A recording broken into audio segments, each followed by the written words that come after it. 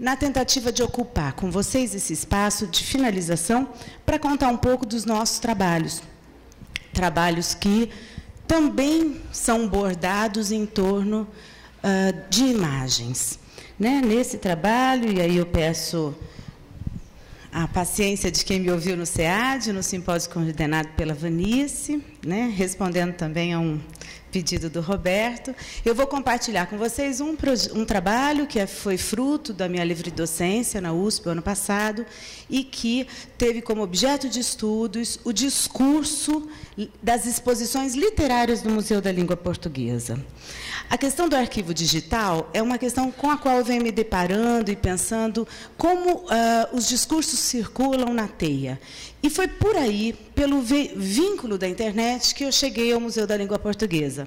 Um museu que é inteiro digitalizado, que não conta com outros adereços ou com outro patrimônio que não aquele que está em suporte digital. É um museu que eu costumo brincar que, se não tiver energia elétrica, né, a visitação fica quase que interrompida.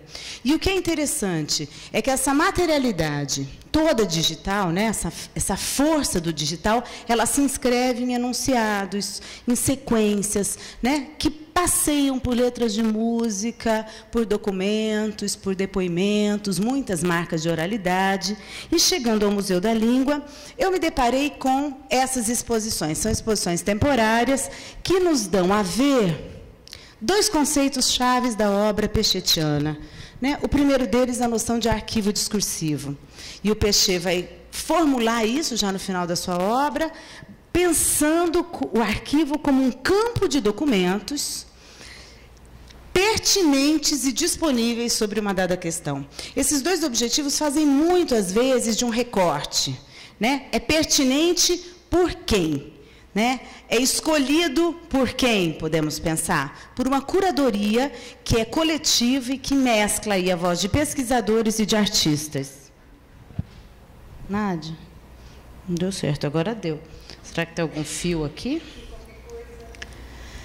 Essa curadoria, então, é tecida por artistas e por pesquisadores. Esse campo, então, de documentos que é selecionado, que é recortado, que é desenhado coletivamente, nos dá pistas também de um interdiscurso em funcionamento, mas não apenas da obra literária de um dado escritor. Né? Nós temos ali uma série de fios interdiscursivos de várias regiões da memória, a saber, obras literárias, obras fotográficas, objetos, documentos, né, inscrevendo aí o discurso jurídico. Então, na verdade, é um arquivo construído e um arquivo que se apoia, que se tece com fios capilares de uma determinada memória. Esse arquivo, ele vai ser sempre desmontado após a exposição. E o que resta desse arquivo são vestígios de incompletude. Né? Nessas duas exposições, especialmente de Clarice e de Guimarães Rosa, restou quase nada. Um pequeno acervo de fotografias do que foi a exposição. Todos os objetos pensados, as instalações, elas são desmontadas e são destinadas, né, para outros materiais que são muitos desprezados e outros destinados a outros trabalhos. Então, nós temos aí um arquivo que ele é, do ponto de vista discursivo, impossível de se completar, posto que essa exposição se dá na transitoriedade, é uma exposição que se funda e que se dissolve. É um arquivo que instala uma fugacidade desses campos de documentos que são abarcados e depois são devolvidos para os seus lugares de origem, e são trilhamentos de uma montagem e de uma desmontagem. Imagina uma grande composição de um grande arquivo, né, um percurso de pesquisa que se finaliza após 5, 6 meses com um catálogo e poucas fotografias. Nas várias visitas que eu fiz ao Museu da Língua, eles tinham 5 fotografias da exposição da Clarice. Né, pouquíssima documentação sobre isso. Então, há uma dissolução do arquivo, que, penso eu, dialoguem muito com o arquivo da internet, que também é fugidio, movente, né? Escorrega, não se fixa, é um arquivo que se dá na errância. Das fotos que eu selecionei da primeira exposição, que foi a exposição de inauguração do Museu da Língua Portuguesa, uma exposição que se chamou Guimarães Rosa, Grande Sertão Veredas. Logo na entrada, você tinha esse espaço todo branco com isso, trilhas. E cada trilha, não vou me alongar nisso, mas, enfim, cada trilha era marcada por um símbolo, né? Uma rosa branca, um triângulo, uma lua. E esses símbolos faziam trilhas no chão que você poderia percorrer. Então, no mínimo, você poderia percorrer a exposição de 6 ou 7 maneiras diferentes, se deparando com montagens que começavam na primeira cena com isso, os manuscritos do Guimarães Rosa, do Grande Sertão, estampados em grandes panos, eram panos de 1 metro e tanto, né, tal como ele mexeu, alterou, e que ficavam como estandartes no céu, como bandeirolas de tecido que você puxava uma roldana e trazia para perto de você. Então, o que ficava? Era um movimento de subir e descer de roldanas, né? E essas roldanas, se vocês observarem, elas ficavam no alto da nossa cabeça, como leitores dessa exposição, leitores de imagem, com sacos de terra de diferentes lugares do sertão brasileiro. E cada saco de terra constava de uma cor, e de uma intensidade, de um volume. Então, você tinha todo esse movimento que fazia da exposição isso, né? As bandeirolas nordestinas aí sendo ressignificadas, os festejos desse movimento de subir e descer balão, como falou a curadora Bia Lessa. E a trilha de Riobaldo e de Adorim, né, grande par romântico do Amor Impossível, de Grande Sertão, essas trilhas foram compostas, a de Riobaldo dessa forma, com restos, com a sucata da reforma do Museu da Língua Portuguesa. Então, tudo que sobrou, tudo que foi resíduo da reforma do prédio da Estação da Luz, serviu para fazer esses amontoados, nos quais se lia recortes em que a voz de Riobaldo comparecia. E no caso de Adorim, a trilha de Adorim nos fazia percorrer esses galões enormes, que foram também galões de água usados na reforma, né? Galões que foram cortados pela metade, quer dizer, você vê que não tinha, né, aquela fundura de água, nos quais estavam estampados recortes da obra do Guimarães, em que de Adorim comparecia. E o mais interessante é que esses fragmentos eles estavam escritos ao contrário. E para ler, nós tínhamos que ajustar um espelho para conseguir ver refletido no espelho o dizer e a voz de Adorim. E o mais trágico, quando a gente conseguia encaixar o espelho, né, no enunciado, caía do teto um pingo d'água que fazia tudo tremer. E o dizer, então, tremia do mesmo modo que a presença de Adorim provocava tremor de asas em Riobaldo.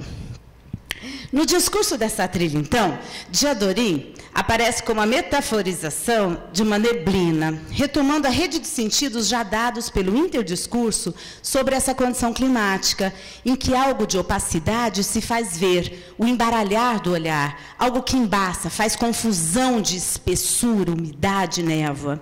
O movimento da água confirma o pingamento do desejo, um desejo imenso de Riobaldo por de Adorim, e o latejante trabalho do desejar, e de, ao mesmo tempo, conter esse movimento.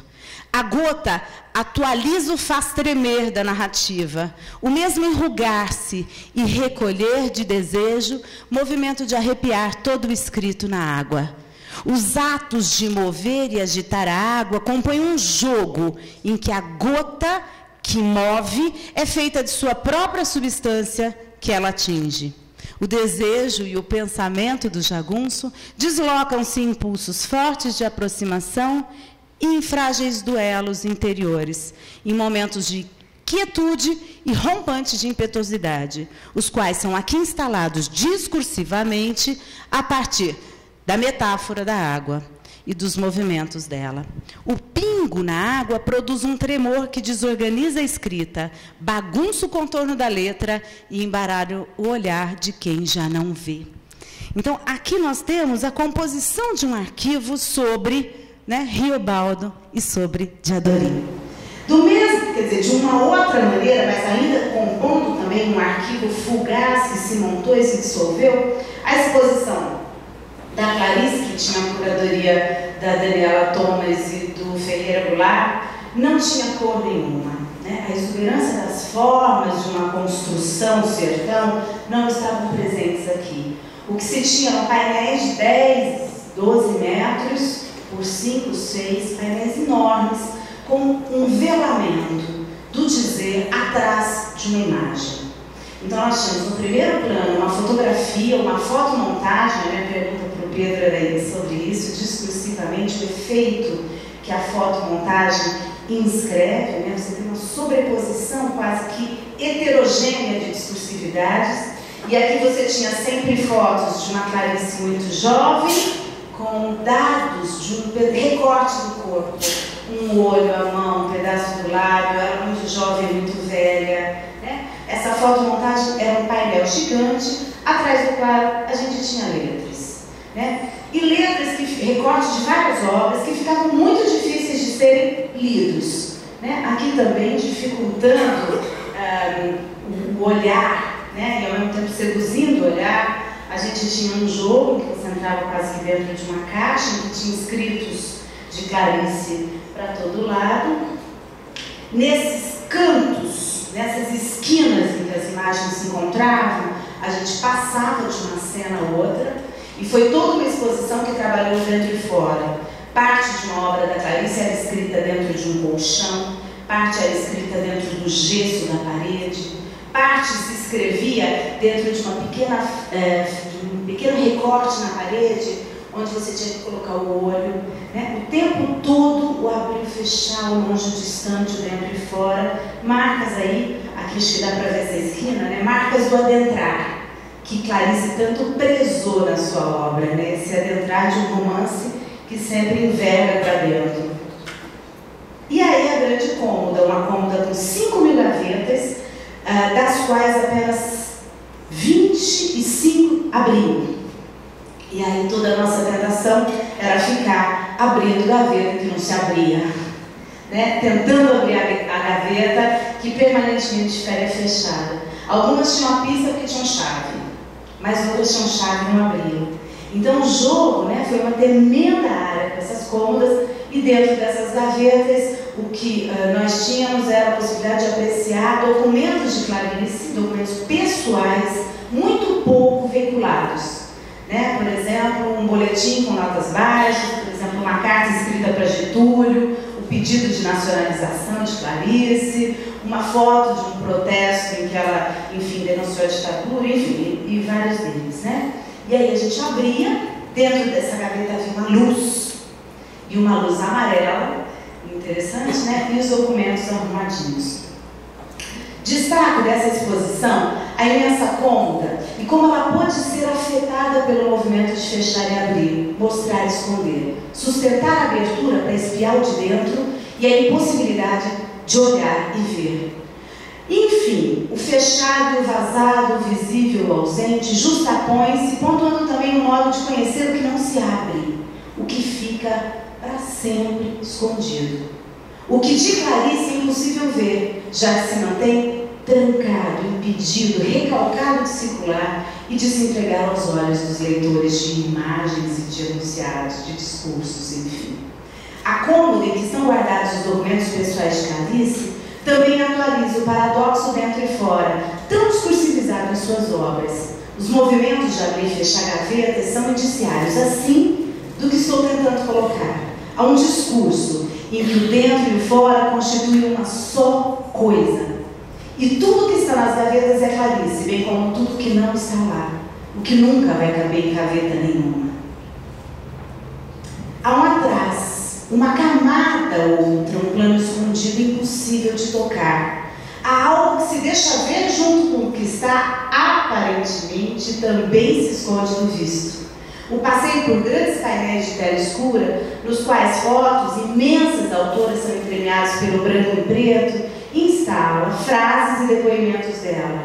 E ao mesmo tempo estão escondidos e restam dispostos de modo a significarem uma justa posição do corpo e da letra.